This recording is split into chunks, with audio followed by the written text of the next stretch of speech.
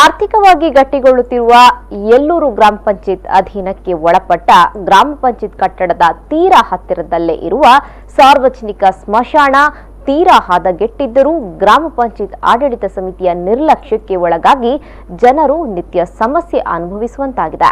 ಗ್ರಾಮ ಪಂಚಾಯತ್ ಕಟ್ಟಡಕ್ಕೆ ಕೂಗಿನಳತೆ ದೂರದಲ್ಲಿರುವ ಈ ಸ್ಮಶಾನ ನಿರ್ವಹಣೆಯಿಲ್ಲದೆ ಪೊದೆಗಳ ಎಡೆಯಲ್ಲಿ ಮರೆಯಾಗಿದೆ. ಹೆಣ ಸುಟ್ಟ ಬೂದಿ ಕಸ ಕಡ್ಡಿಗಳ ಸಹಿತ ಒಂದು ಮೂಲೆಯಲ್ಲಿ ವಿಶ್ರಾಂತಿಯಲ್ಲಿದ್ದು ಗ್ರಾಮ ಪಂಚಾಯಿತಿಯ ನಿರ್ವಹಣೆಯನ್ನು ಎತ್ತಿ ತೋರಿಸುತ್ತಿದೆ. ಹೆಣ ಸುಡುವ ಸಾಧನವಂತೂ ಆಯುಷ್ಯ ಕಳೆದುಕೊಂಡಿದೆ. ಈ ಸಾಧನ ತುಕ್ಕು ಹಿಡಿದು ಕೆಲವೊಂದು ಭಾಗ ತುಂಡಾಗಿದ್ದರಿಂದ ಹೆಣಗಳ ಒಂದು ಭಾಗ ನೆಲಸ್ಪರ್ಶ ಕಂಡು ಅರೆ ಬರೆ ಬೆಂದ ಹೆಣಗಳು ಮರುದಿನ ದುರ್ವಾಸನೆ ಬೀರುವುದರಿಂದ ಸುತ್ತಲ ಪ್ರದೇಶದ ಜನರು ರೋಗ ಭೀತಿ ಎದುರಿಸುವಂತಾಗಿದೆ. ಗ್ರಾಮ ಪಂಚಾಯತ್ ಕಚೇರಿಯಲ್ಲೂ ಈ ದುರ್ವಾಸನೆಯಿಂದಾಗಿ ಕರ್ತವ್ಯ ನಿರ್ವಹಿಸಲು ಅಸಾಧ್ಯವಾಗಿದ್ದರೂ ಗ್ರಾಮ ಪಂಚಾಯತ್ ಎಚ್ಚರಗೊಂಡಿಲ್ಲ. ಈ ರೀತಿಯ ನಿರ್ಲಕ್ಷ್ಯಕ್ಕೆ ಕಾರಣವೇನು ಎಂದು ಗ್ರಾಮಸ್ಥರಿಗೆ ಸಂಶಯವಾಗಿದೆ.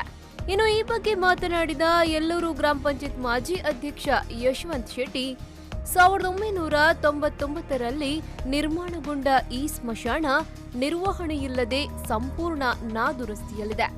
ಸ್ಥಳೀಯ ಕಂಪನಿಯಿಂದ CSR 3 ಕೋಟಿ 72 ಲಕ್ಷ, ಕಂಪನಿಯ ತೆರಿಗೆ ಹಣ 24 ಲಕ್ಷ ರೂಪಾಯಿ, 14ನೇ ಹಣಕಾಸಿನಿಂದ 20 ಲಕ್ಷ ರೂಪಾಯಿ ಅನುದಾನ ಬರುತ್ತಿದ್ದು, ಈ ಎಲ್ಲ ಅನುದಾನಗಳನ್ನು ಗ್ರಾಮದ ಅಭಿವೃದ್ಧಿಗೆ ಪೂರಕವಾಗಿ ಬಳಸಿಕೊಂಡಲ್ಲಿ ಗ್ರಾಮದಲ್ಲಿ ಸಮಸ್ಯೆಯೇ ಇರದು ಎನ್ನುತ್ತಾರೆ.